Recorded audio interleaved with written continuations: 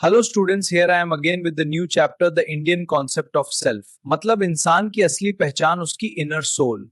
Indian philosophy के according इंसान सिर्फ बॉडी और माइंड नहीं होता, उसके अंदर एक इनर सेल्फ भी होता है जिसे आत्मा कहते हैं। स्टूडेंट्स, एक सिंपल सा सवाल है, Who am I? And we say I'm a boy.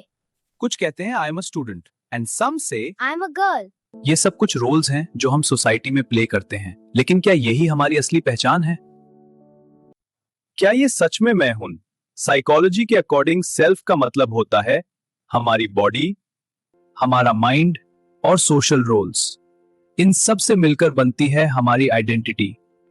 लेकिन इंडियन फिलॉसफी कुछ और कहती है। वो कहती है वेदांता, बुद्धिज्म और जैनिज्म, हम सिर्फ ये रोल्स नहीं हैं, हमारे अंदर एक डीपर सेल्फ होता है जो परमानेंट और अनचेंजिंग है। इसे कहते हैं the Indian concept of self. These are roles we play in life, but they are not our real self.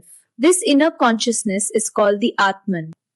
चलिए एक एग्जाम्पल से समझने की कोशिश करते हैं। The Indian concept of self. Who am I? In psychology, the self means the way we understand who we are. यानी हम अपने आप को कैसे देखते हैं।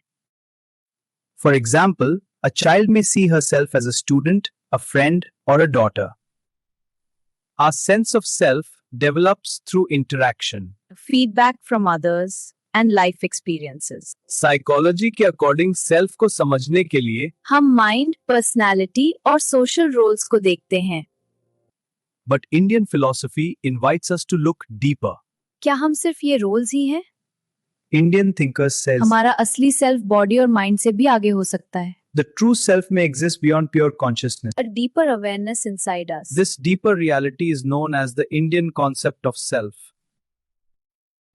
इस चैप्टर को पढ़ने के बाद आप कुछ इंपॉर्टेंट चीजें समझ पाएंगे। जैसे सेल्फ आइडेंटिटी और सेल्फ कॉन्सेप्ट में डिफरेंस क्या है। माइंड मनास, इंटेलेक्ट बुद्धि और मेमोरी स्मृति एक्सप्लेन कर पाएंगे। पंच कोशीय विकास के 5 लेयर्स डिस्क्राइब कर पाएंगे।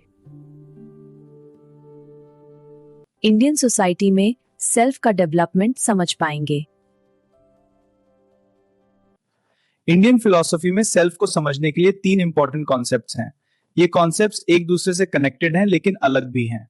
सबसे अंदर होता है आत्मान, उसके बाहर होता है सेल्फ कॉन्सेप्ट और सबसे बाहर होती है आइडेंटिटी। आत्मन हमारा ट्रू सेल्फ है। ये इटर्नल है, कभी खत्म नहीं होता। ये अनचेंजिंग है, मतलब ये बदलता नहीं। आत्मन प्योर कॉन्शियसनेस है। सोचो आप गहरी नींद में हैं, आप सपना देख रहे हो। इस सपने में आपका एक बॉडी है। There is a mountain, there is a river flowing, and above there is an endless sky. You are walking through this world. Sometimes you feel tired, sometimes happy, sometimes sad. You are the person inside the dream. सपने में आंधी आई, बारिश हुई और आप भीग गए, आपको ठंड लग गई। यह है कर्मा का खेल, ये दुख सुख का एक्सपीरियंस है। लेकिन रुको, ये सपना देख कौन रहा है? Who is watching this dream? जब ड्रीम वाला आप भीग रहा था, असली आप तो चैन से सो रहे थे बेड पर, परफेक्टली सेफ, परफेक्टली ड्राई। ये देखने वाला, ये गवाह, ये है साक्षी। ये वो है जो सिर्फ देख रहा है। इसे ठंड नहीं लगती, इसे दुख नहीं होता, यह बदलता नहीं, यह हमेशा एक सा रहता है। यही साक्षी असली आत्मन है। अब गौर करो, ये सपना आखिर बना किससे है? ये पहाड़ असली पाथर का नहीं बना, ये नदी असली पानी की नहीं बनी। सब कुछ बना है आपके मन से। ये सब सिर्फ थॉट्स हैं, इमेजेस हैं। जब आप ध्यान से देखते हो तो पता चलता है कि पहाड़ भी अलग चीज नहीं है और नदी भी अलग चीज नहीं है। दोनों सिर्फ एक ही जगह से आए हैं, आपके मन से। जैसे सपने में पूरी दुनिया सिर्फ आपकी कॉन्शियसनेस से बनती है, वैसे ही ये सब भी सिर्फ कॉन्शियसनेस का ही रूप है। It's all just consciousness. चलो इसको बहुत सिंपल और डेली लाइफ एग्जाम्पल से समझते हैं। अपना मोबाइल फोन इमेजिन करो। मोबाइल स्क्रीन पर क्या क्या दिख सकता है? YouTube video, WhatsApp chat, photos, games, सब अलग अलग लगते हैं, लेकिन सच क्या है? सब एक ही चीज से बने हैं, स्क्रीन के pixels, light. Example, WhatsApp pixels, YouTube pixels, photo pixels, मतलब सबका बेस एक ही है, स्क्रीन। इसी तरह वेदांता क्या बोलता है? अब इसी एग्जांपल को वेदांता में अप्लाई करो। ब्राह्मण है स्क्रीन, यूनिवर्सल कॉन्शियसनेस। आत्मन है स्क्रीन पर दिखने वाला एक कैरेक्टर, इंडिविजुअल सेल्फ। लेकिन उस कैरेक्टर को ऐसा लगता है मैं अलग हूं और दुनिया मुझसे अलग है। लेकिन असल में कैरेक्टर भी स्क्रीन पर ही बना है और दुनिया भी स्क्रीन पर ही बनी है, मतलब दोनों का बेस सेम है। दूसरा कॉन्सेप्ट है आइडेंटिटी, यानी पहचान। आइडेंटिटी वो लेबल्स होते हैं जो सोसाइटी हमें देती है, या फिर जो हम खुद अपने लिए अडॉप्ट कर लेते हैं। जैसे आपका नाम, आप मेल या फीमेल हो, आपका प्रोफेशन, या आप किसी फैमिली रोल में हो, जैसे बेटा, बेटी, फादर, टीचर। ये सब टेम्पररी लेबल्स हैं। जैसे अगर आप जॉब चेंज कर दो, आइडेंटिटी चेंज। अगर सोसाइटी चेंज हो जाए, लेबल्स चेंज। अगर बॉडी खत्म हो जाए, ये सब आइडेंटिटीज भी खत्म हो जाती हैं। इसलिए संख्या और वेदांता कहते हैं ये सब अहंकार है, यानी फॉल्स सेंस ऑफ सेल्फ। ये आपका असली सेल्फ नहीं है, ये सिर्फ सोसाइटी के दिए हुए लेबल्स हैं। आइडेंटिटी चेंजेबल है, ये बॉडी के साथ खत्म होती है। तीसरा है सेल्फ कॉन्सेप्ट। ये ज्यादा साइकोलॉजिकल है। ये वो है जो आप सोचते हो अपने बारे में। मैं कैपेबल हूं, मैं स्पिरिचुअल हूं, मैं वीक हूं। ये मनास, माइंड और बुद्धि, इंटेलेक्ट से आता है, बट संस्कारास और वासना से शेप होता है। ये भी इल्यूजनरी है। लिबरेशन के लिए इसे ट्रांसेंड करना पड़ता है। मतलब जो इमेज आपने अपने बारे में बना रखी है, जैसे मैं इंटेलिजेंट हूं, मैं वीक हूं, मैं स्पिरिचुअल हूं, वेदांता और संख्या के हिसाब से ये सब भी परमानेंट रियलिटी नहीं है, बल्कि माइंड की बनाई हुई टेम्पररी सोच है। लिबरेशन यानी मोक्षा तब होती है जब इंसान अपने माइंड के बनाए हुए सेल्फ इमेज से भी ऊपर उठ जाता है। Now let's look at the comparison between self, identity and self concept. According to Vedanta, only the Atman is real. दोस्तों, इंडियन फिलॉसफी में एक कॉन्सेप्ट है अंतःकरणा, यानी हमारा इनर इंस्ट्रूमेंट। जैसे कार इंजन के 4 पार्ट्स, वैसे ही हमारी कॉन्शियसनेस के 4 पार्ट्स होते हैं। मनस यानी हमारा माइंड, ये रिसेप्टिव और प्रोसेसिंग फैकल्टी है। ये 5 सेंसेस से डेटा लेता है। आंखें, कान, नाक, हाथ, जीभ, ये सेंसरी कोऑर्डिनेटर है और इमोशनल प्रोसेसर भी है।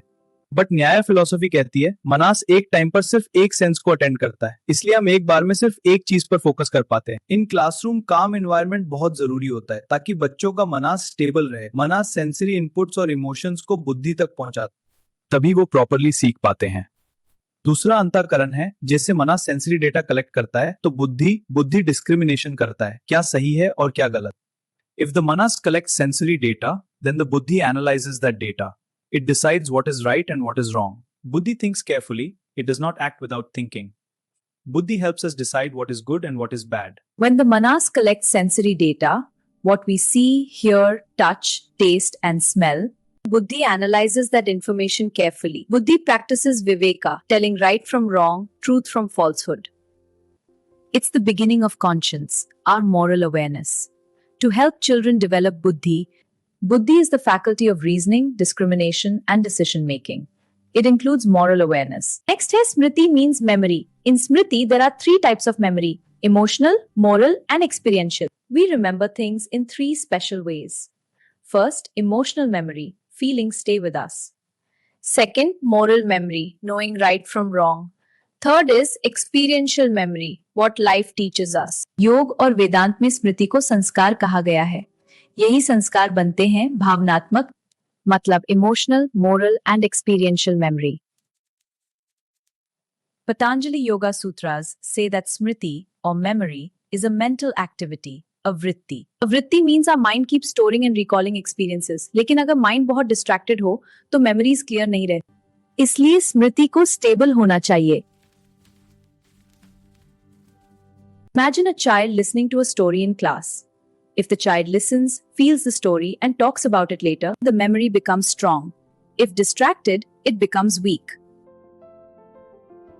Here I am giving you a short exam tip. Manas means doubts, emotions, senses. Buddhi means reasoning, decision. Smriti means memory or samskaras, and ahankara matlab ego or I am thinking.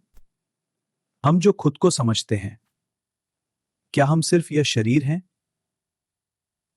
भारतीय ज्ञान परंपरा के अनुसार हम सिर्फ शरीर नहीं है। हमारे अंदर 5 लेयर्स होती हैं जिन्हें पंचकोशा कहा जाता है। पहली लेयर है अन्नमया कोशा।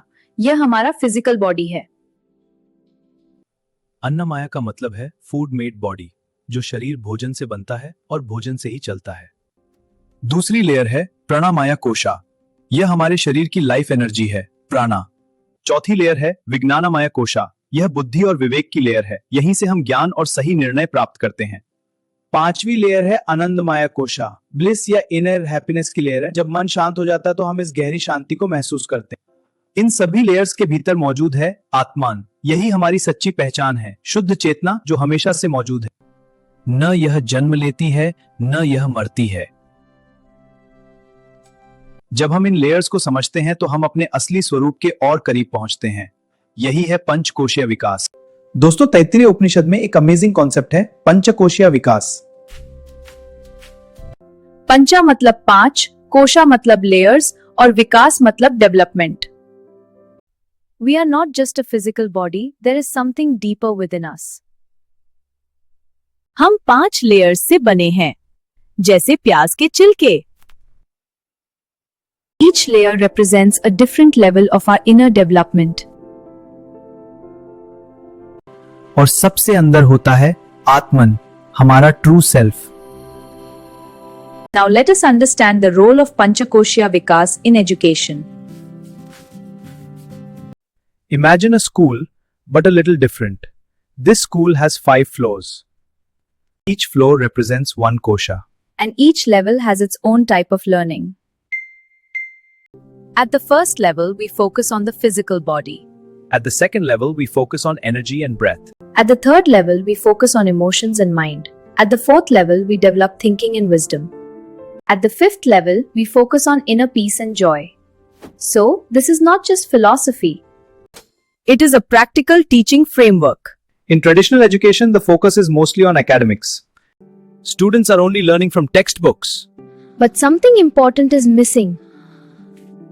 But when we nurture all 5 layers, we create balanced and complete development. The child grows physically, mentally, emotionally, and spiritually. Let's see how these 5 layers can be applied in real classrooms. First, the physical layer. A healthy body improves focus and learning. Second, energy. Balanced energy brings calmness and focus. Third, the mind. Understanding emotions builds emotional strength.